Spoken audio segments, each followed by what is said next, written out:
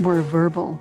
We're verbal, right? We're verbal people, and the stories get passed along verbal, but this is actual proof now.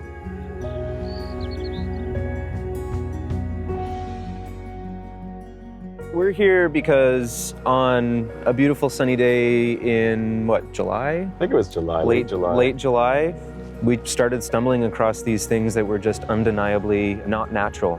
Someone had put them there. And we both decided, yeah, that's probably a fish weir. It's possible they could be really old. It's possible they could be really young. It's possible they could be both. It's a profound find in Haisla traditional territory.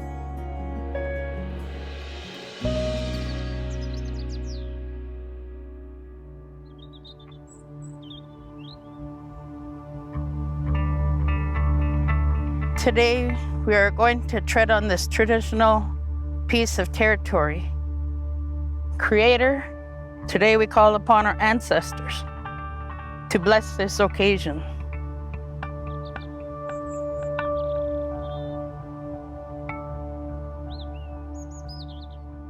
We have 3 days in the field, so we're trying to be realistic. I don't know why the weather didn't get the memo, but it's making it a little trickier. We parked our trucks and we hiked in about 1 kilometer, got out to site, and the wind was just picking up. I think we had sideways rain at one point. This is real. This is not Indiana Jones.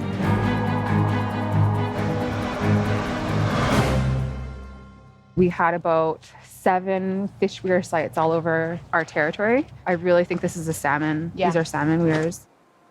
Just talking with Teresa when she found the fish trap, I could see it in her face. She was excited. I was excited.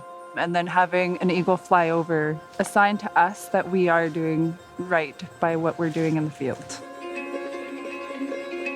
This one's a beautiful, beautiful piece. So I think I'll take 3 samples. We have a fairly narrow window because of the tide.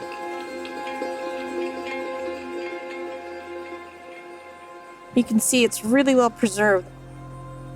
This is the part that was exposed, and you can see it's much more degraded than this part here. So we don't know how long the weirs will be visible and have the ability to document them. Seeing them now, because of all the heavy rains that we've been having, it's like they're popping out and washing away. It's very important that we now protect it from damage and removal without information gathering and proper context. We've got at least, 3 or 4 that will definitely give us some dates. They'll be shipped off to sunny Florida, Beta Analytic. They'll do some AMS testing on them to date them and find out how old they are. That speaks to our territory and why it's important and how it ties the water to the land, to everything that we utilize, right? It's telling the full story, and that's beautiful. With every piece that comes out of the ground, we're building a data set, which is translated into a story that we can tell about what's been going on in Minette Bay for the last, who knows, centuries, millennia, we'll find out.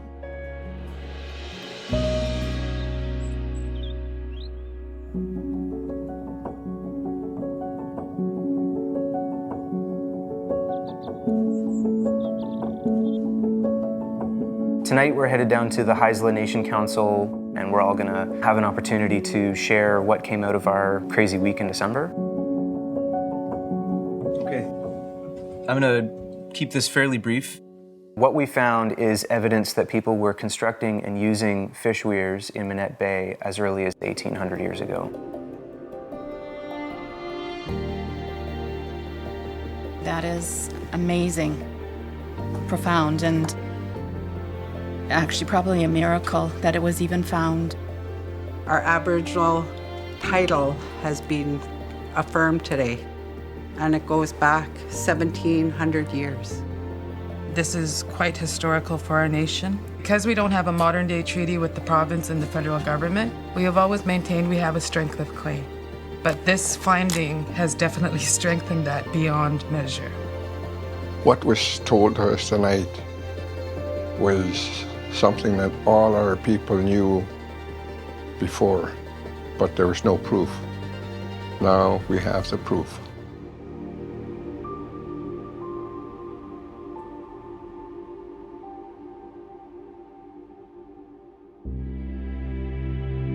To document it for our people, and a big part of history in the making. Not everyone gets to say that. You know, my fellow councillor Kevin Stewart shared that even with his father-in-law, they did the same act of pounding those wooden stakes to help them fish with oolakins. And that's in our era, that's in my time. And to be able to tie those two together, it's phenomenal, it's magical. So now that we have this evidence, physical, tangible, you can actually go see and touch it. It's a gateway into our history.